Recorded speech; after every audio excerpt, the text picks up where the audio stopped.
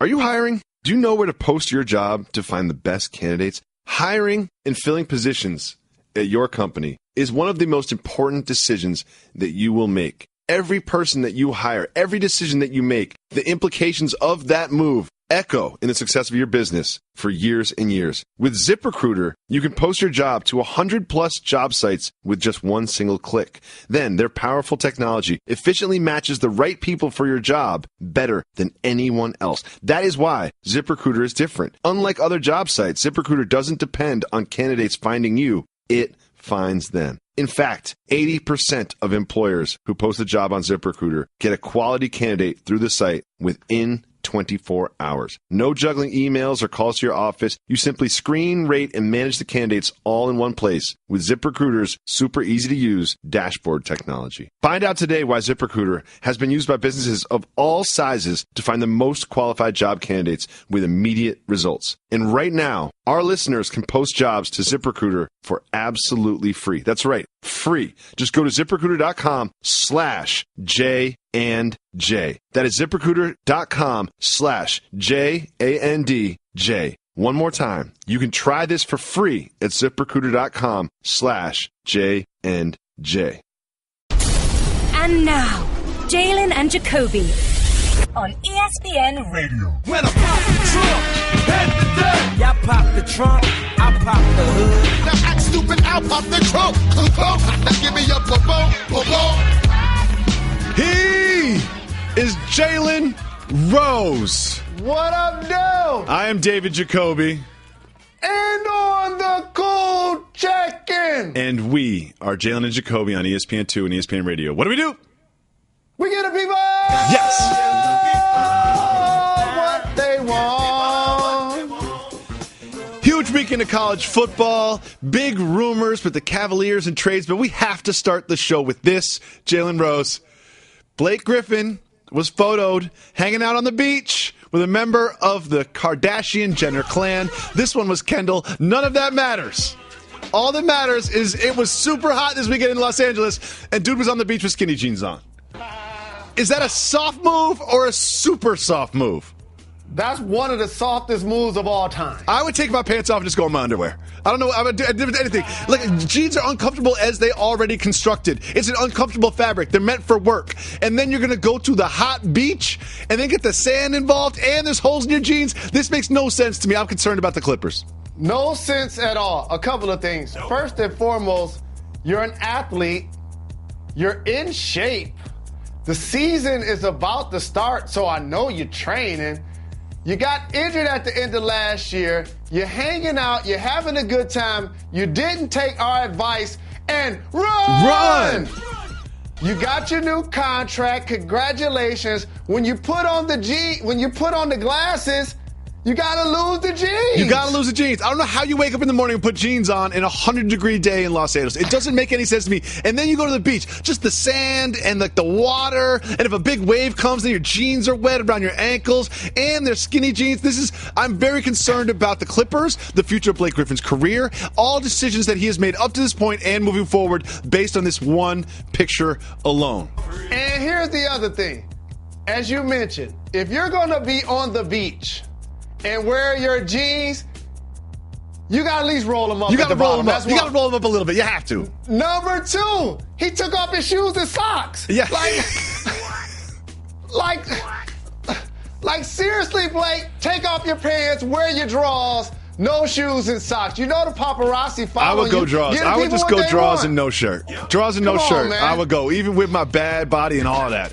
Moving on to what's really important, though. What's really important is a very unsubstantiated, probably not going to happen rumor, but we're going to talk about it anyway, that Cleveland Cavaliers were discussing a trade with the New Orleans Pelicans that involved a gentleman by the name of DeMarcus Cousins, also known as Boogie! Now, I doubt that this would ever happen in the actual real world, but there probably were discussions that Iman Shumpert and the Brooklyn pick would go to New Orleans, and then Boogie Cousins would go to Cleveland. In my mind, that on paper makes no sense. I think it would take more to actually get Boogie to Cleveland, but the fact that they are on the phone discussing something means something, doesn't it? It means for everyone who wonders how well the Cleveland Cavaliers did in their trade with the Boston Celtics, and you trying to gauge who won, you don't just gauge a trade based on Isaiah versus Kyrie. You pay attention to the rest of the assets that were in the trade. And while we talked about the Crowder being an addition to play defense and make corner threes, and Zazic, a young big prospect that could possibly give us some size down low. I keep telling everybody the commodity was the Brooklyn pick. Top pick that could possibly be the number 1 overall pick in the draft. And so now you're able to parlay that. And as you mentioned, it won't be just those guys. That's just a starting point. Kevin Love looks a lot better with Anthony Davis than Tristan Thompson would. So therefore, if that deal is to take place, it will likely be Kevin Love along with Iman Shumpert and the pick, and they'll do whatever it takes to make the money work. And to be honest with you, I like the deal for both teams. So this is the beginning of a negotiation. You don't start the negotiation with where you think you will end up. You start with, hey, maybe they'll just take this. Iman Shumpert and the pick are not going to get it done for one of the best centers in the NBA right now. But Love, Shumpert, and a pick, and you're New Orleans, you say, we're basically trading Buddy Hield, Langston Galloway, and some other pieces for Love and Shumpert and a Brooklyn pick? That sounds really good. And you look at the other side of it, if you're the Cavaliers, you know, you have Jay Crowder that could bump LeBron up to the 4, and then you've got Boogie there, and then you've got Isaiah Thomas at point guard, and a mixture of J.R. Smith and perhaps somebody else coming in at the 2. That looks like a team that could potentially challenge the Warriors, doesn't it? Yep.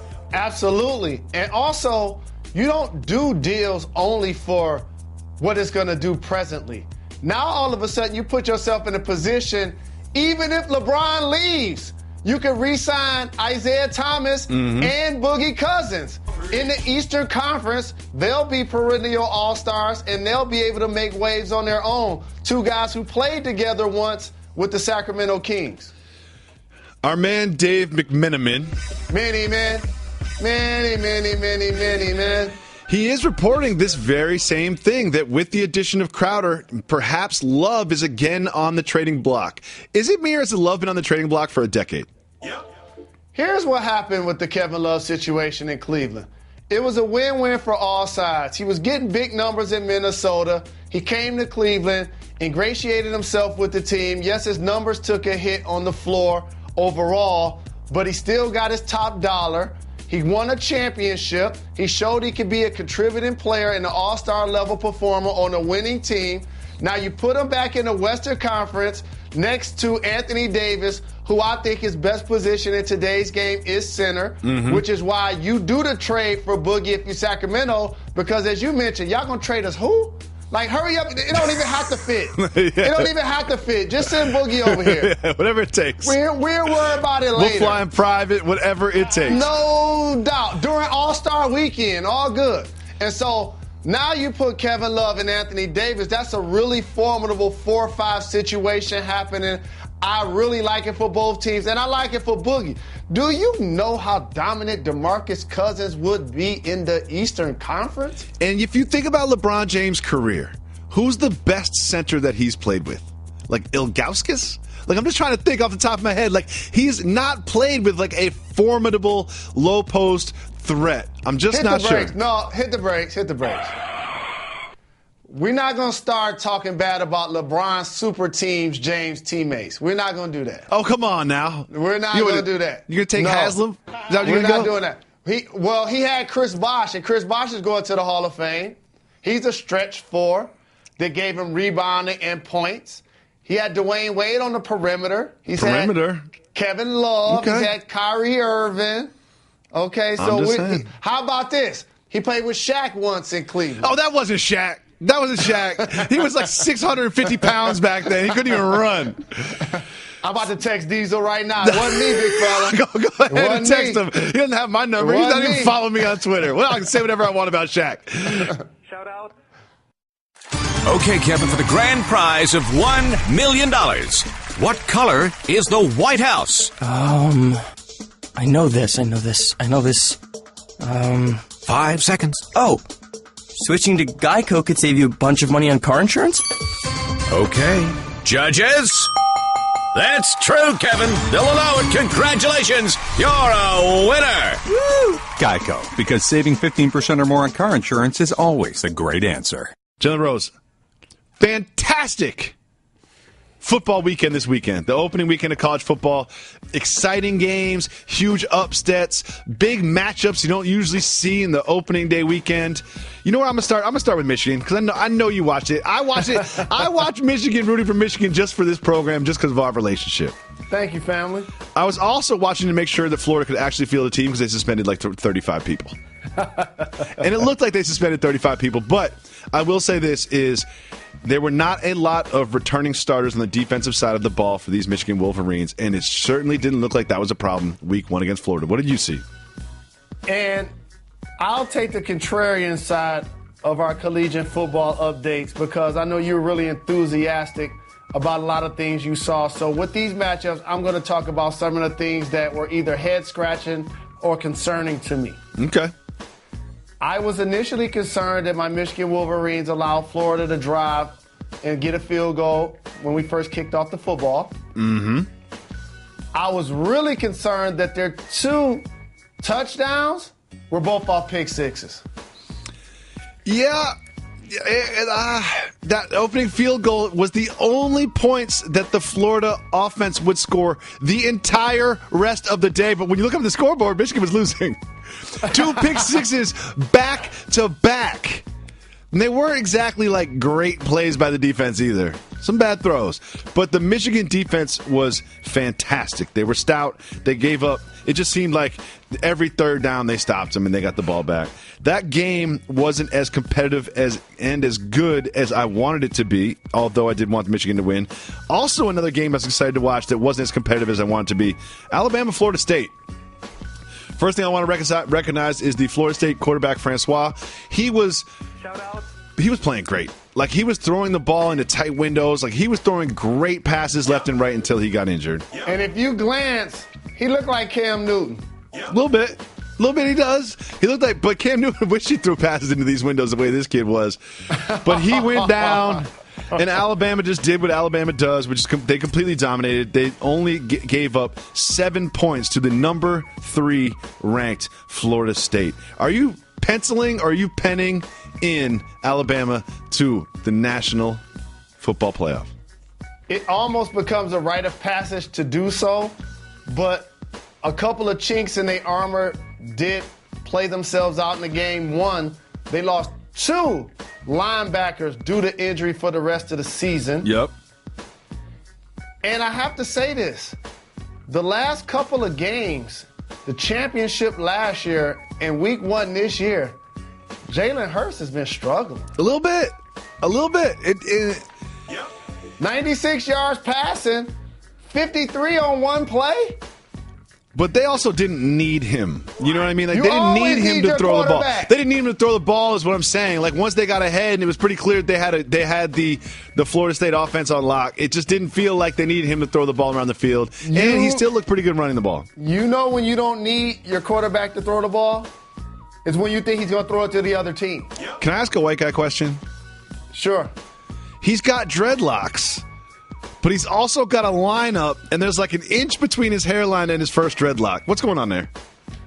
Oh, they call those extensions. Extensions or edges, I believe? Yeah, because think about it like this. When you have that much hair, and clearly I don't, I'm pretty sure it's not even all the way around. And so in order to make it even, that's how you do it. Okay. As much as possible. And you want to have a crisp lineup. Those were the 2 marquee games of the weekend. But the best game to watch as someone who doesn't have a dog in the race, UCLA, Texas A&M. Wow. I mean, you were looking up at I was just happened to be at an establishment playing my Golden Tee game. You know, it's Golden Tee for life. I got the player's card and everything. Consistent. Got an hour away from my wife and kids to check in on this football game, play a little Golden Tee. And Texas A&M was up a lot. I mean, they were up a lot, but it still felt like with Josh Rosen, he was throwing the ball all over the place, and he had a couple passes that should have been intercepted by A&M that weren't, but it didn't feel like it was his day until the fourth quarter. And in the fourth quarter, he just turned it on. Josh Rosen had 292 passing yards and 4 touchdowns in the fourth quarter. Hold on a second. 292 yards and 4 touchdowns in the fourth quarter. But this feels like one of those games, if you're an NFL fan, you look back on, you're like, oh, great performance by Josh Rosen. But you didn't see the game. Like, he didn't look great the whole time. And also, a couple of those were, Hail Mary, come with me. Like, 2 of them went between the defender's arms. Like, went between his hands, yeah. I'm like, wait a minute. At the end, the defense looked tired. Did they think they was about to spike the ball? Everybody was just looking around when they got the last score. But the person I feel worse for, Kevin Sumlin.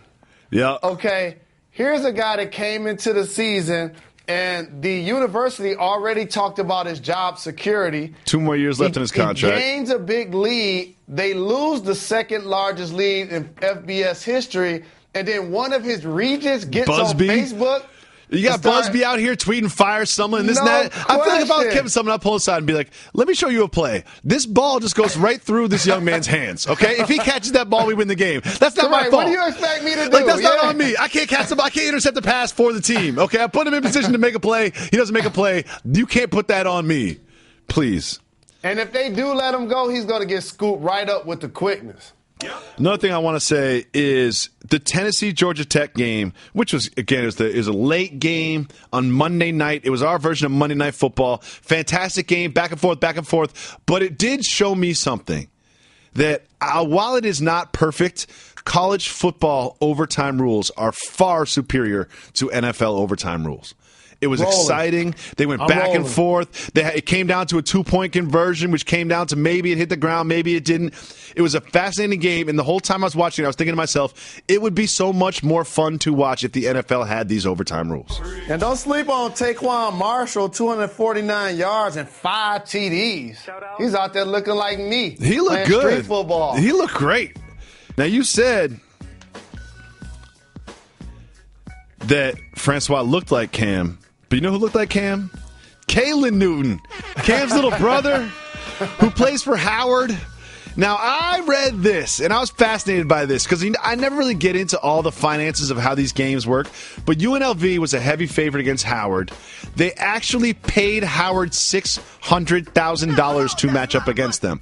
Howard's like, we don't really want to take this game. What does that L do for us? How does that help us? UNLV says, you know what? We'll give you 600 racks to come play us. Not only did they get the $600,000, they got a 43-40 victory. One of the biggest underdog victories, the biggest upset against the spread ever, according to Westgate Las Vegas Superbook. Jalen Newton, looking like his brother Cam, had 140 yards passing and 190 rushing with 3 total touchdowns. What do you make of that game, Jalen? I appreciate the fact that being the sibling of Cam Newton, the expectations are going to be high on you just because of your brother's name. Mm-hmm. And it was a humbling process for him out of high school, being a 3-star recruit, that he didn't get offered any scholarship. Yeah, it's got to be hard when your brother is so celebrated. And your brother just an MVP that just played in the Super Bowl a couple years ago. Mm-hmm. And he played at 2 huge programs in college, not just one. And so I appreciate what he said about the opportunity to go to Howard. He was like, Dad said I'm going to Howard, so that was it. They didn't have a coach or nothing. Yeah. So he's like, all right, I guess we was going to follow the word, and that's what it was going to be, and it worked out. Some tells me my kids won't listen to me like that, but continue. So he's like, my dad said I'm going to Howard, so that's where I was. They didn't have a coach or anything. Final game I want to discuss, Texas, new head coach Tom Herman. Wow. You know, they're playing against Maryland. Wow. Heavy favorites. Wow. Scott Van Pelt's Maryland Terps pulled off the upset 51-41. And I love what Herman said after the game. He's like, it's not like we can just show up and in 9 months sprinkle a little fairy dust in this program and all of a sudden turn around. It was actually like, oh, I'm sorry, Mr. Herman. That's exactly what you were hired to do. That's like, we hired you for the fairy dust. We came here. Question. You were brought in and paid all these millions of dollars because we thought you had fairy dust you could sprinkle on the program. You should have told us that in the interview. There's a lot of news out there. Some of it is worth discussing. Some of it is just disgusting. It's great work by me coming up with that one. I like what you did there, We sir. filtered through the differences. If it is worth discussing, we will hit the brakes and break it down? If it's not, we'll just simply keep it moving. Jalen Rose, keep it moving or hit the brakes. Terrell Owens is going to be on Dancing with the Stars. I'm happy for T.O. Keep it moving. I saw his IG post. You're on IG now? What? Keep it moving or hit the brakes. Adrian Peterson says he wants to stick it to the Vikings. Hit the brakes. He said, in my mind, we're starting and ending the season in Minnesota. Of course I want to stick it to them. I want to stick it to everyone we play. But going back to Minnesota to play the Vikings? Future Hall of Famer. Yep. Had his best of days there, in particular on the field, where he put up historic numbers. Became an all-time great back. Hit some lows where he questioned whether the team was in his corner when he hit the turbulence after disciplining his kids. And ultimately, when you're not with the squad no more, that both sides have given so much to one another, it does become personal.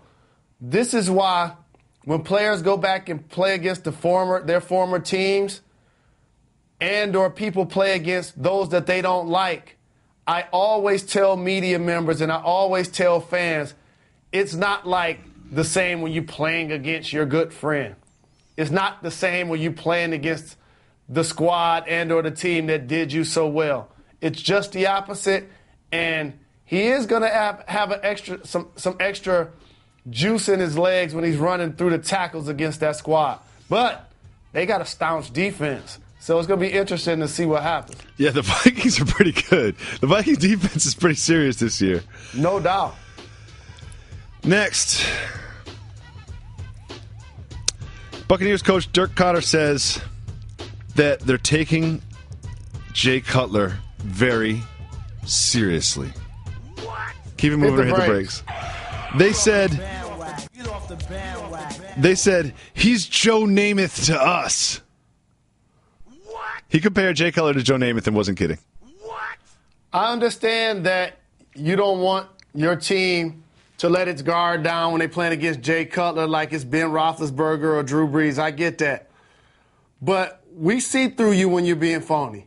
And so just say what it is, allow us to be professionals, and put up the picture of him when he was on vacation. Put up some video of him when he did his press conference. And then you tell your defense, Gerald McCoy, go get that guy. Yeah, T.J. Ward, get you a pick against that guy. Yep. Brock Osweiler says his first day back with the Broncos was, quote, incredible, end quote. Hit the brakes. Do you know why it was incredible? I'll tell you why it was incredible. He got paid $16 million to leave the Browns. All right? To leave the Browns. They said, do you know what? They're businessmen. They're like, all right, we can have Brock Osweiler and $16 million, or we can not have Brock Osweiler and not have $16 million. Yep, we'll go with plan B. Like, that is ridiculous. And also, you get to go back to the scene of the crime if you Brock. It's like, y'all really wanted to sign me. Yep. People talk about me like y'all didn't want to sign me. Y'all offered me a deal. Mm-hmm. And I left for more money. And you know what y'all thought y'all was going to do? Y'all thought you was going to place me with these two guys? That's what y'all really thought? Y'all went and drafted these guys, thought they was going to replace me?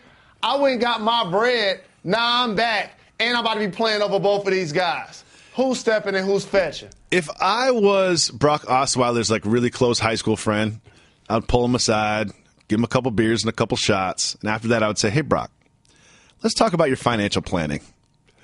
Let's really be smart about this $16 million check you just got from Cleveland, because there might not be too many more coming back in. Like, your ex-girlfriend picked you back up because she's familiar with you, but there weren't too many suitors. There wasn't too many ladies lining up around the bar for you right now. So let's get on the call with your financial planner tomorrow, and let's just talk through how we can make this $16 million take you and your family through a couple generations, because that might be the end of it. Next, Lonzo Ball is set to appear on Fuller House. Okay, first of all, you made me hit the brakes before I even finished, which I absolutely love about this, because the headline is he's set to appear on Fuller House. Do you know what Fuller House is? I will after LeVar Ball appears on there.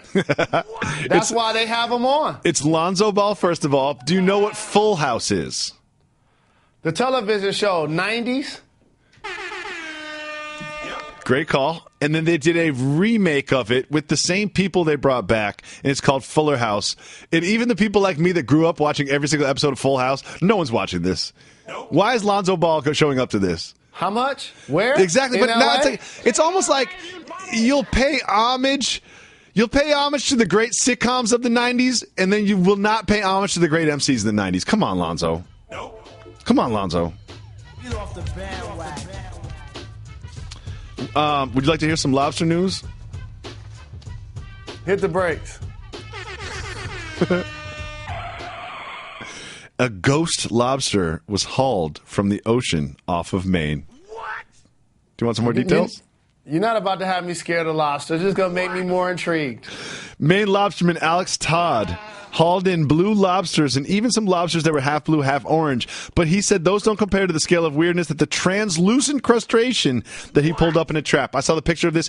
It looks like it was like not an albino lobster, but kind of like a glow-in-the-dark lobster. You know, glow-in-the-dark stuff? You got to hold on to the light for a while, and then it looked like one of those. Again, it's all going to come down to this. Would you eat the ghost lobster? No, I'm good. Oh, this is the first time you've ever said you would not eat a lobster. You would not eat the ghost lobster. What? You attached Ghost in front of it. What if it was a lobster that looked like Ghost from Power? That's very nice. Let's talk about Power. No, let's not talk about Power. Because you do not respect spoilers, Jalen. Every time you start talking about these shows, the people always tweet me, how are you going to let you ruin the episode for me? Last time you said let's talk about Power, you literally talked about Power only without me saying a single word for like 8 minutes on ESPN Radio. That's why I love this show. Shout out. More lobster news. Extremely rare yellow lobster has been donated to the Boston Aquarium. Keep it moving or hit the brakes. Keep it moving.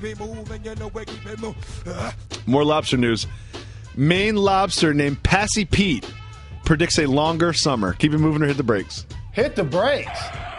Passy Pete the lobster. He's a lobster, and he's kind of like the Puxatawny Phil, but he's, wait a second. Passagasawakag River. First of all, something tells me that's someone joking. Like a lot of times these rivers and these names are from Native American sayings, a group in the region, and a lot of towns are named after Native American tribes, and they kept with the traditional names. But if it starts with Passagassa, something tells me someone's kidding. You know what I mean? Like Passagassa doesn't seem like that's real. But Passagasawakag. If it's Passagassa, that means they've never been around Jacoby in the studio. That's not fair. Finally. I farted in the studio. Great. You know what? That's the first time we've ever aired that. I farted in the studio. That's the first, and so people play that back for me all the time, and it's always off wax. We've officially broken down the fourth wall here on Jalen and Jacoby. I farted in the studio. I'm so upset about this. No holds barred. Everything's out in the open now. Everything's on wax now. Everything's on wax. I'm upset. We're ending the segment. I farted in the studio. Yes, Reg! Jalen, Barry Jackson of the Miami Herald is reporting that the Miami Heat and the Los Angeles Lakers are potential destinations for Dwayne Wade if he were to be bought out by the Bulls. We already have him on the Cavs roster. Is there any chance he goes to Miami or Los Angeles? He not with the Cavs yet? He's not officially yet, no. Oh, no. Here's the thing, and I love Barry. And obviously he's doing a really good job of trying to stay on top of the story. Whenever Jalen says he loves you, he's about to say something mean. You got to pay attention to Dwayne Wade's interest at this point of his career. And, of course, it's great to be in Miami with the South Beach allure where they're going to give you a statue one day and you won 3 championships. Awesome to be in L.A. for the palm trees, low riders, and the movie stars. Shout out. But no championship rings are happening in either one of those cities next year. No. For the conference or for the league. No. And maybe not even the division. Since he's going to get a big check to lead the Chicago Bulls, at that point it's going to be proven ground. And what better place to do it than rolling with LeBron James in Cleveland? If he were to go to the Lakers, We know what that means. That means know LeVar exactly Ball will have him wearing big baller what that brand means. shoes. No, if he were to go to the Lakers, that means LeBron James already has a locker in that locker room. Like, it already says James on it and everything. Got a bunch of purple and gold jerseys and team-issued stuff with his name on it. I don't see him going back to the Heat, though, because if I remember, I do remember correctly, didn't exactly go great between him and Pat Riley at the end there. Neither one of those seems to be like the olive branch type, to be honest with you. I remember a visual being in Miami Airlines Arena, Christmas Day. LeBron James returned to Miami. And, of course, he and Dwayne Wade are thick as thieves, and rightfully so. They were sitting on the scorer's table, wearing opposite uniforms, pulling their jerseys up over their mouths and sharing jokes with one another. And while the cameras and everybody were so enamored at watching these two Hall of Famers enjoy their time on the floor together playing basketball, you know what I did? I was like, where's Pat Riley? I looked over in the stands to see how Pat was taking all of this in. And all I know was he wasn't smiling. No, he wasn't. He didn't think that was cute at all. And you know, the first thing I came out and said, that's going to be an issue. And before you know it, neither one of them ended up with the team. Jalen Rose, it was a fascinating and exciting weekend of college football. But the most exciting thing that happened in college football this weekend was not on the field, it was on the bench. In Miami, if you're on the defense and you force a turnover when you get to the sidelines, they give you this big dookie chain, like Slick Rick style, with the U logo encrusted with jewels. I love it so much. When you saw this, what did you think? Finally, they're getting back to the U heritage. Everybody that knows me understands that, yes, I'm maize and blue, but I also root for the U. And so somewhere, Benny Blades, Warren Sapp, Michael Irvin, Ray Lewis were like, thank you. We recognize you guys again. It was one of those ideas like wheels on suitcases where it was like, I cannot believe this hasn't happened before. We need to expand on this. This idea is scalable. Yep. So, Jalen, me and the staff got together, and we came up with some other incentive-based reward systems for other sports. We just want to see whether or not you like them. Are you ready? Edgerrin James was so enthusiastic watching this. Yes, I'm ready. Okay, good. First, in the NFL, we have the go-ahead touchdown eye patch. It's just wear it when you're off the field. It's a good eye patch. Your thoughts? I think it's corny because you just referenced Slick Rick and then the next one had an eye patch. I'm not rolling. Okay. In Major League Baseball, you're Giancarlo Stanton. You hit a dinger. 2-run homer. You come back to the dugout. They have a fur coat waiting for you to put on. You rolling with that? I hope our program didn't sell out. You know you got to give Carlos Stanton a nice bed for him to lay out on and present the visual you can Google. I obviously talk about the Lexi Pintera video. If you haven't seen it, perhaps you can Google it, do some research, educate yourself in the world of sports and pop culture. Next, in the NFL, this one I love. In the NFL, if there is a fight, which is okay, you can do that in this sport. If in the NHL, I apologize, got excited. If there is a fight, the winner of the fight doesn't go to the penalty box. They go to the luxury penalty box. Your thoughts, Mr. Rose? I like that one. That's the one I'm actually rolling with. And for whatever reason, it's taboo to fight in the NFL or the NBA. But it's perfectly accepted in Major League Baseball and in the NHL. Is that cultural? That's not just factually incorrect. It's kind of disrespectful to the MLB. It is not okay to fight. There's suspensions and there's fine. The NHL, it is okay to fight. Yep.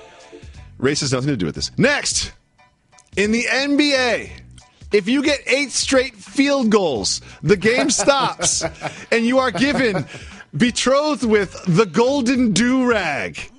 Are you rolling with that? Only if it's somebody that either is like Sheik Luch, wearing a do-rag under their fitted when they don't want waves, or somebody like LeBron who's trying to do so many different things as it relates to trying to keep his hairline intact. But more importantly, it's another item for the league to sell. I just We're love this. trying to give y'all a free product, make money. If someone has 6 straight field goals, like Steph Curry's heating up, like the announcers be like, he's only 2 shots away from the golden do-rag. The fans start standing up after the 7th straight field goal. But the problem is it would be DeAndre Jordan every time. You know what I mean? It would always be a center that just dunks. Like, I can't poke holes in this one. All of this is just a brainstorm. They say there's no bad ideas in a brainstorm, but I think there's at least 2 bad ideas in that brainstorm. We'll work on it. We'll get back to you, Mr. Rose, and you, our viewers and listeners. Next, we have this brand new Cavalier, not yet Boogie Cousins, brand new Cavalier, Isaiah Thomas, was pictured at his locker. Right there in the Cavaliers locker room, just sort of showing off his new home and where he would stay. And you know that we are detail-oriented here. We have a lot of questions that we want to ask you, someone who has actually been into an NBA locker room. First question is, if you just got there, you just showed up, this is the first time you've ever been there, how do you already have a huge bag of dirty laundry? How do you already have a huge bag? Did you bring laundry from home that you want the Cavs staff to do for you? Is that what happened? Hit the brakes. I love you so much. No, you don't. You're about to say something mean. That is not dirty laundry. That's team issue gear. If he decided to go shoot baskets, it's shorts. Then fold it up for me. Top. Don't put it in a mesh bag. It's tights. It's socks. You put it in that bag so that they can stay organized when they're washed. I always put all of my folded clothes into a big mesh bag when I want them to stay organized. Next, is this binder, is that the playbook? What's in the binder? That looks like a playbook, but what happens when the game starts, just give it to LeBron. Kyrie did all of these things, and we want you to do those things too. But more importantly, he's going to be out for the first portion of the season, so that playbook is going to change a lot. Yeah, a lot. And next we have this is like, you were talking about this team-issued gear, and I really thought the haul would be a lot bigger than like a couple of shirts on hangers. Like, is that all the team-issued gear that you get? Well, he's not playing. That's how it works. It's a dirty game. So you'll be showing up in suits. I guess we don't need to give you any warm-up clothes or anything like that. You don't even need sneakers. Get that hip right. And then finally, can we get this type? They had the nice business chairs for your desk with the Cavs logo on it. Like, can we get that for the studio? Can we get logo chairs for the studio? Staff, anybody? No? We can't get mugs on the table. You talking about chairs? Finally, who is the Cavalier with the Mr. Met head in their locker? Like, who's going to spend valuable locker real estate on a gigantic Mr. Met head? John Wall said that he was the best two-way point guard in the league. I have a lot of follow-up questions about this. But first is, what was your initial reaction when you heard that? So, a lot of times when you attach labels to something and you're talking about yourself, you're usually doing it to make you look and sound better. Exactly. Like, you shouldn't have to put a qualifier on it, but continue. Yeah.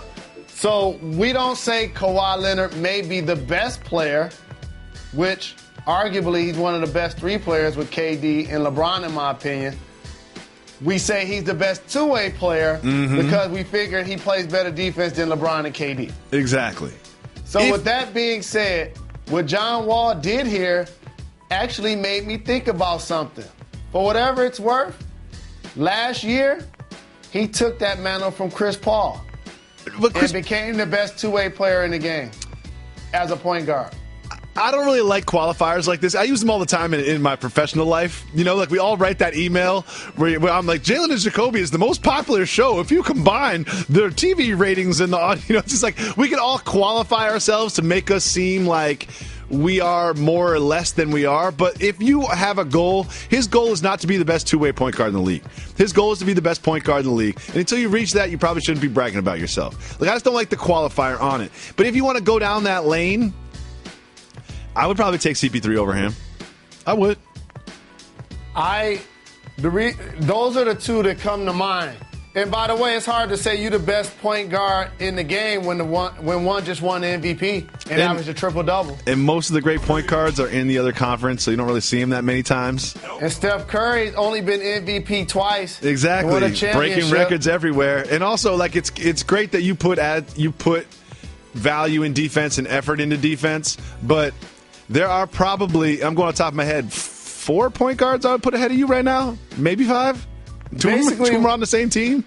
Basically, what he was saying is, out of all of the top point guards, I'm a better defender. That's what he said. That's what he said. And I also get you numbers.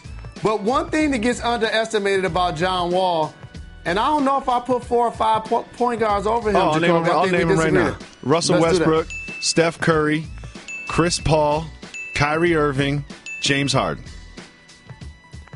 I don't see James Harden as a point guard, which is why they got Chris Paul. He played point guard last year. That's all I know. Last time he was on the basketball floor, he was a point guard. He's a primary ball handler. Sure. But if you take Harden off, who would you put on then? John Wall. Okay. There you go. So it's not far-fetched. No. It's not. No. But you go from top 5 to top 1 by saying two-way player. It's like, okay, guess what? Kyrie Irving and Steph Curry don't play defense. That's fine, but they don't really have to. That's not what they're there for. And I have to ask you another question. Okay, Mr. Rose, please do.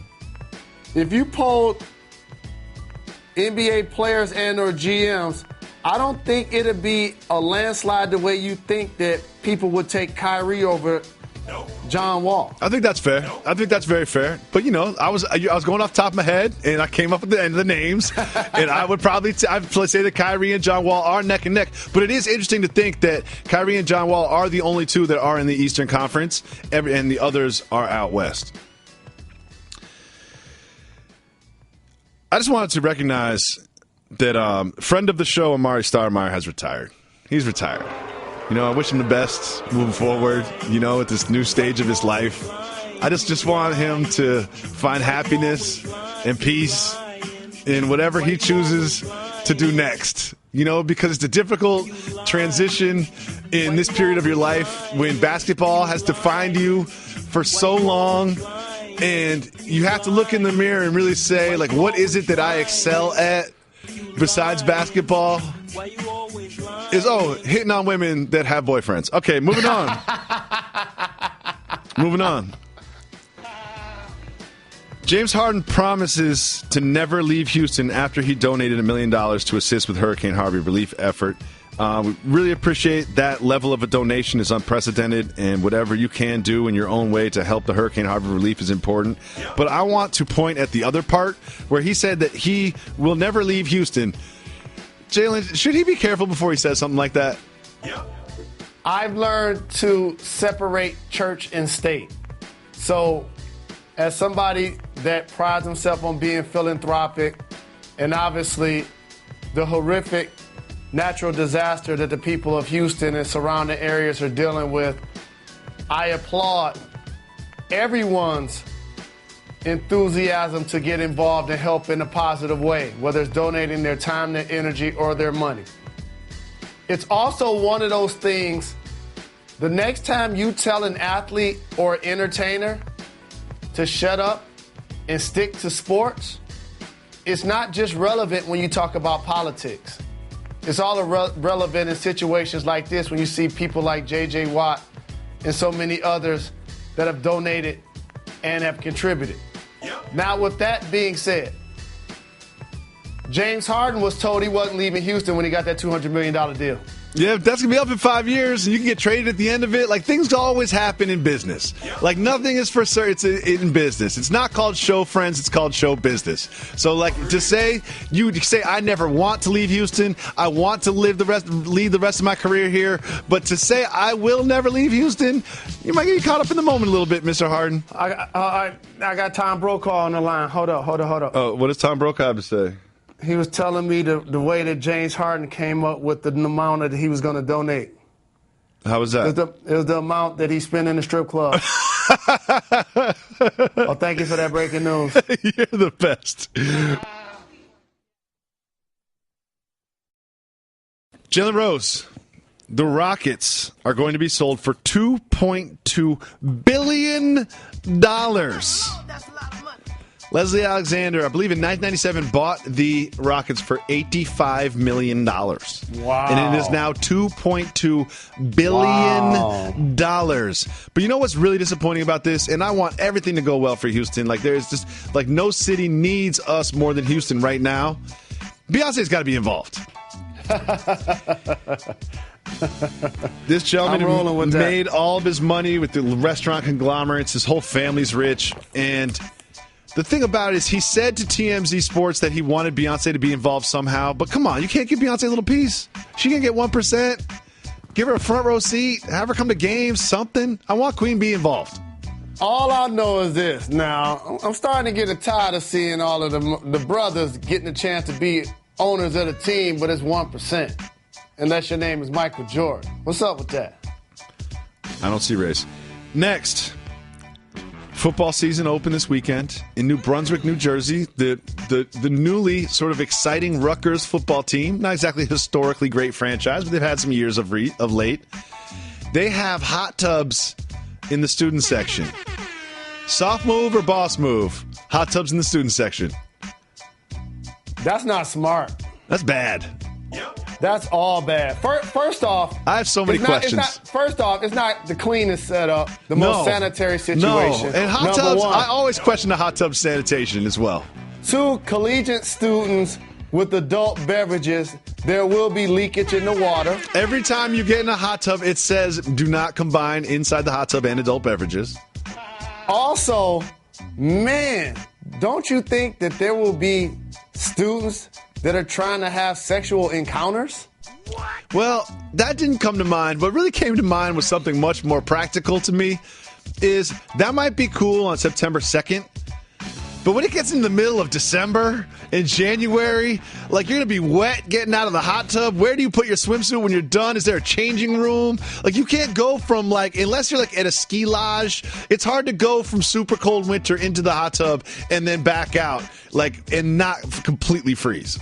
And it's the geography part of it. It's not like it's in Florida or Texas or California. It's in Jersey. Like I get it when you have, what's the baseball stadium that has the little the soaking Arizona pool? Diamondbacks. Yeah, it's the Arizona Diamondbacks. I like that. It's going to be hot in Arizona. It'd be fun to kind of watch the game from the pool, but you cannot watch the game from the hot tub at Rutgers.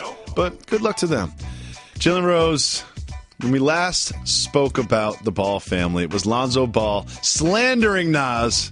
But now there's a new wrinkle. LaMelo Ball has his own signature shoe, which brings into question his eligibility in the NCAA. Someone asked LeVar Ball about this, and he said, quote, NCAA ain't going to tell me bleep because they're not my boss. Do you think that this will potentially keep LaMelo Ball from playing in the NCAA? Not at all.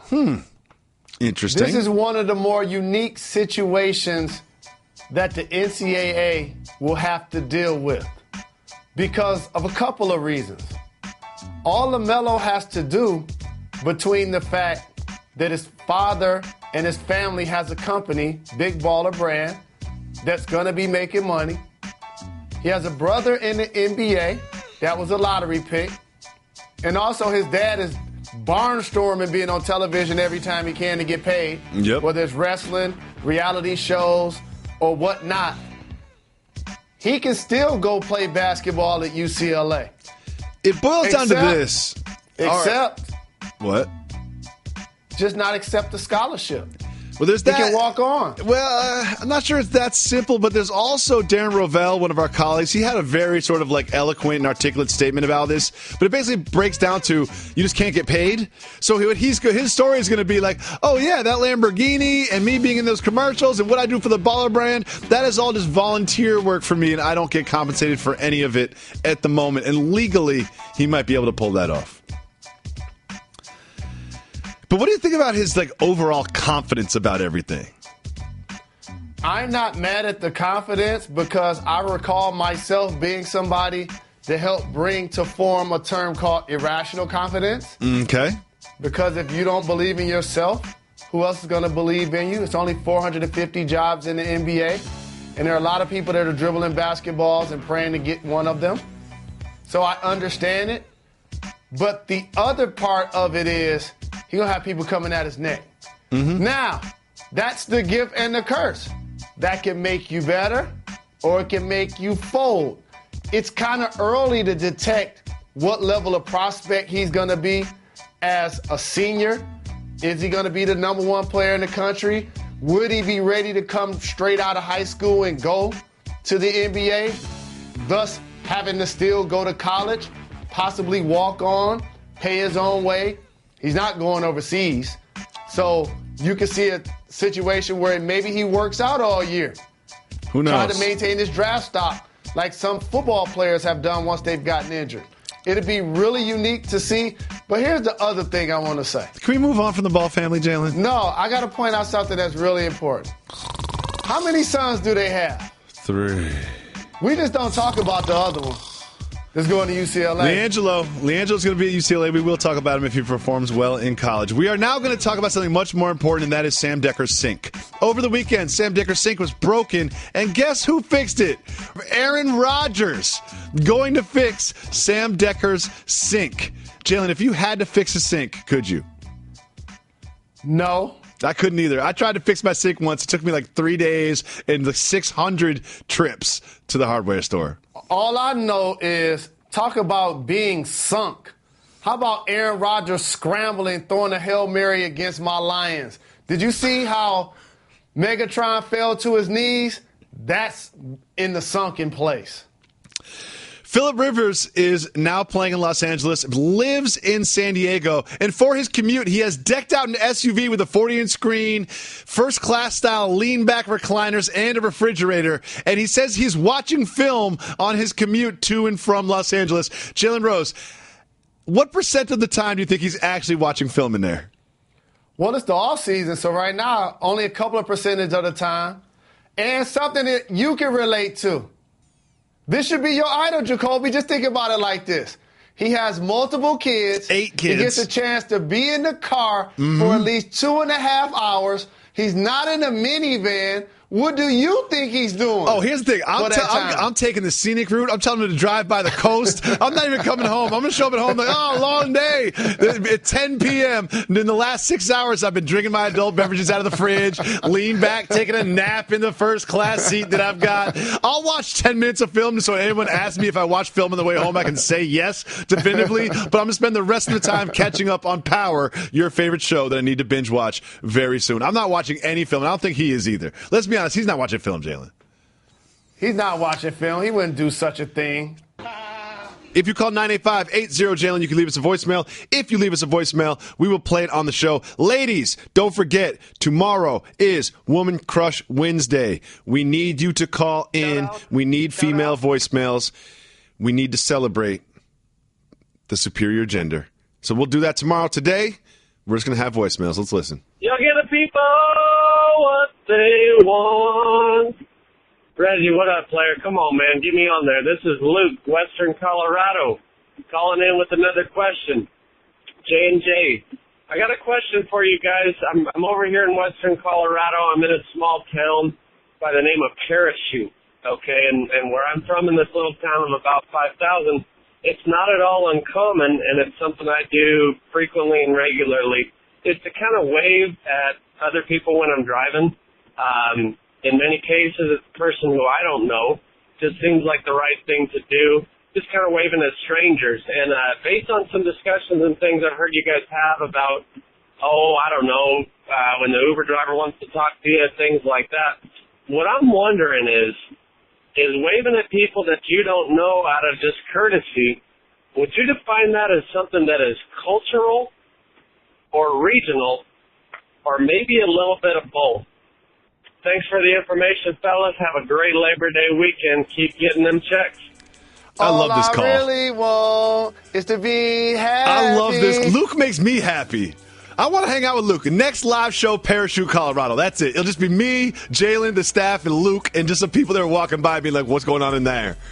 At the town hall or wherever it happens in Parachute. Hey, Luke, if this will make you feel better, sometimes I get into my feelings, and I'm one of the people that walks through the workplace or just out and about in public. If I catch eye contact with people, I nod my head or say what's up or try to give them some sort of pleasantry. I don't necessarily physically wave. I like it, though. Just because I'm 6'8" and I got long arms and pretty big hands. He's driving. Now, I once went to this island in Maine. And it's a small island, small community where everybody kind of knew each other.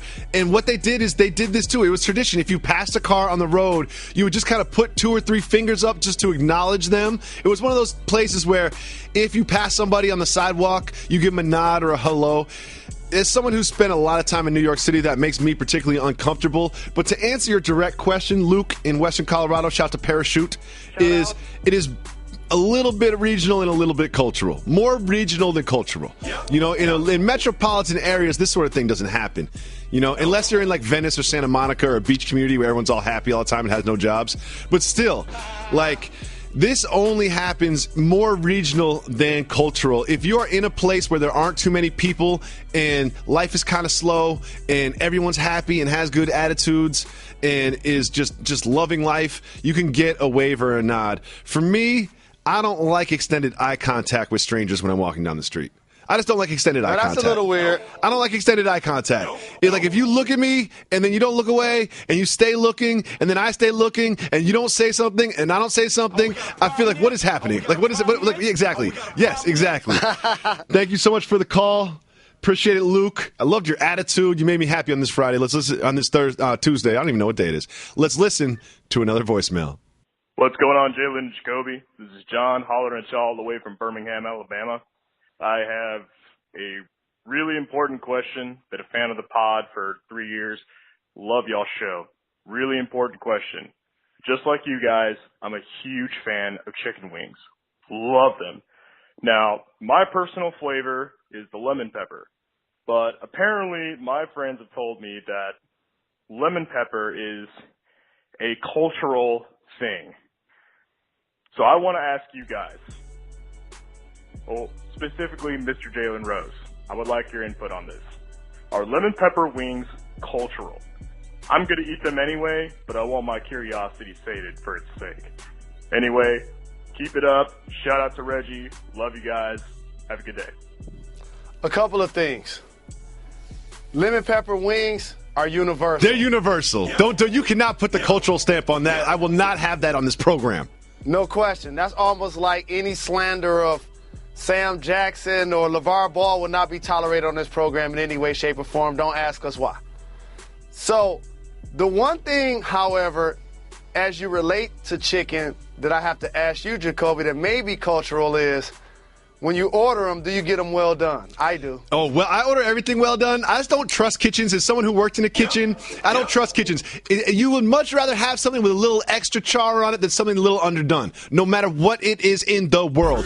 So order everything well done. And that being said, but I'll tell you what is kind of cultural, and I learned this from talking to people that work at restaurants and wait staff. I've had conversations about this. Being specific of whether you want all drums or all flats. That's something that I have. This isn't me. This is research I have conducted, that I have been told by waitstaff that being specific about exactly what type of wing you want, whether it be drums or flats, I've heard is cultural, and I have taken that into my thing, and I always ask for all flats. If you had all drums or all flats, which would you go with? If I had to choose between the two, I'll take the flats. Thank you. Flats, but I flats all day. appreciate both. Of course. Please, I'm not sending the drums back if they make a mistake. I'm eating them. I'm not even going to bring it up. I'm not even going to bring it up. But there's two types of people in the world, drum people and flat people. I'm a flat person. The world is flat, according to Kyrie as well. Let's listen to another voicemail. Very nice. Yo, Jalen, Jacoby, this is Sam in Iowa City. Listen to you guys every day on the pod while I'm out delivering pizzas. Calling you today on my birthday. Not only is it my birthday, it's my 21st birthday. And for that, I got a couple questions for you. Looking for some birthday advice. Don't get fired. And soft move or boss move, buying yourself a birthday present. I myself got myself a couple pairs of shoes for my birthday. All right, give the people what they want. Keep getting those checks. Sam, that's a boss move. You know, treat yourself.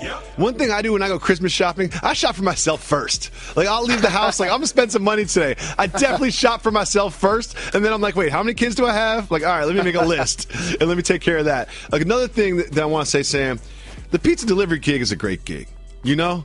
Because a lot of people listen to this, they're in their cubicles, they got their boss looking over their shoulder, you know what I mean? Or like they're kind of like they had direct management. When you're out in the pizza delivery world, you're kind of on your own. And you know what? Maybe it's only 15 minutes away, but the boss doesn't know if it took 25 minutes. Maybe you pulled over at a gas station and made a couple phone calls, took a nap or whatever. But definitely buy yourself a present. But a couple of things. This is why I'm wishing that the driverless vehicle doesn't become a real thing. Takes away jobs from individuals. I mean, they do have driverless pizza delivery vehicles that they're putting into the market, but me and you sniffed this whole problem out. You're asking me to what? Like, I've got stairs before my sidewalk. I have to walk down the stairs and then to the sidewalk. How does the driverless vehicle find a parking spot? Like, I have a lot of questions about how this works. Right, they're going to blindly fling the piece at the door like a newspaper. Yeah, like it's a Frisbee or something. I don't know how this is supposed to work. Sam, thank you so much for the call. One thing I love about these calls now is people have just stopped asking us about sports. You know, right? They just stopped asking us about sports. They've just got real life questions. So let's listen to one more voicemail. What's going on, guys? It's Blake. Glad to have you guys back from your vacation. And I have a question for Jalen. Jalen, I know you like free stuff, but my question is, what would be the hardest free clothing item for you to wear? Would it be an Ohio State hoodie, a Make America Great Again hat, or an I Hate Cameron t-shirt? I figure those would all be pretty difficult. So let me know. Keep giving the people what they want. Blake trying to get us in trouble. Well, I feel like Giancarlo Stanton right now. Did you see the video? I did see the video. You like that example, right? Research for the show. You like that one, right? For those that don't listen every day, just Google it. So with that being said, a couple of things. The reason why I'm feeling like him is a guy that's possibly on the verge to break the second most home runs in league history. I know he don't want to acknowledge Barry Bonds' 73, but that high score is up there. You got to take it down. Yeah, then Mark and Sammy, it'll be more like the fourth, but I got you. Okay, that's one. So 2, he was having fun laying on the bed. 3, now, I'm never wearing anything that's going to slander Cameron in any way, shape, or form. Okay, so that's off the board. We're not going to discuss. That's off the board. We're not going to discuss the hat, Jalen, because I love my job and my family needs this money. Okay, I will wear an Ohio State hat before I wear a 45 hat. This dude's selling his own gear? Thanks so much for all the calls. You know this dude's selling those hats? I have an announcement. Jalen Rose is already gone. I love these segments. These are my favorite segments of the show, is when Jalen is not here, when it's just me and you, the people, because we have a simple motto on this program.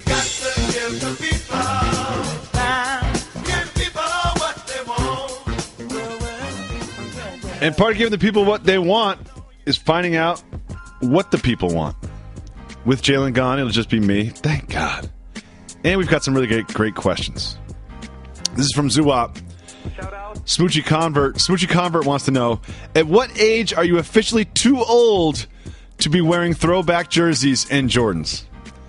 There's a lot to unpack here. Because as someone who actually wore throwback jerseys and couldn't really afford Jordans at the time, but would have worn them, that was part of what was in fashion when I was 21 years old. So I say, sticking with what is in your era, you are never too old for that. You will look funny and you will be judged, but if it is part of your era, then you can wear it forever. I think you really run into problems when you try to stay up with the current trends. You know, I think other people really look good with holes in their jeans and their jeans tight. I think they look good, but they're also 25 years old. When you're 39 and you're carrying around twins, You can't be wearing the holes in the jeans on purpose and the Kanye West boots that look like military boots. Like, you don't run into problems when you stay in your own lane. You don't run into problems when you wear what you have always worn. That's not the problem, Zuwap. The problem is when you try to adapt. You try to evolve. And you become the old guy at the club wearing what everybody else is wearing. I think people look great wearing slippers and their ankles out and their jeans pegged. But just not me, because I'm old. Thank you for the question, Zuwap. Next, we've got Tej. This is a great question for me. If not for basketball, what would Jalen Rose be doing right now? I don't know. Leaving the radio show early? Most likely. This is from Anthony. Shout out. What would be your reaction if Lonzo slandered the Wu-Tang Clan? See, I'm putting that right on par with Lonzo slandering Nas. Lonzo Ball, in his reality television program on Facebook, in the first episode, called Nas outdated and said no one listens to that anymore. Migos and Future are what's hot. And he's not wrong. He's not wrong. Reggie's going to put the booze on there, and I totally understand why. But he's not wrong. He's just not showing proper respect to the forefathers. And I would also categorize the Wu-Tang Clan and Nas in the same category. I understand what he is saying. I understand that right now Future is going to sell out more arenas than Wu-Tang Clan and Nas. But that doesn't mean you have to disrespect them on wax. Don't forget, ladies, tomorrow is Woman Crush Wednesday. Every Wednesday we celebrate the women around the world in our lives, in sports and pop culture. And one of the ways we do so is by doing an all-female voicemail segment. So if you, ladies, call in to 985-80-JALEN and leave us your voicemails, we'll be doing all female voicemails tomorrow. So make sure to represent. Shout out. Next question that we have is for me. How are you celebrating Lance Stephenson's birthday? I had no idea it was his birthday today. No idea it was Lance's birthday. I have confused, mixed feelings about Lance Stephenson. As much as I love him on the basketball court, he has done some things off the basketball court that I cannot fully support. And I'm not just talking about that terrible song he put out last week and the terrible song he put out the week before that. But I'm so excited for Lance to be like the number one option on the Pacers next year. There's no one that supports the Pacers or works at the Pacers was happy about them trading Paul George for Oladipo and Sabonis, except for Lance. Lance was like, wait, more time and more shots for me? Like when we need a bucket, when there's 6 seconds left on the clock and we need a bucket, I get the ball? Couldn't be happier. Next question that we have is from Corey. He said, Jalen versus Jacoby in 3-on-3. Who would you both choose as teammates? No current NBA players. Well, that's a funny question.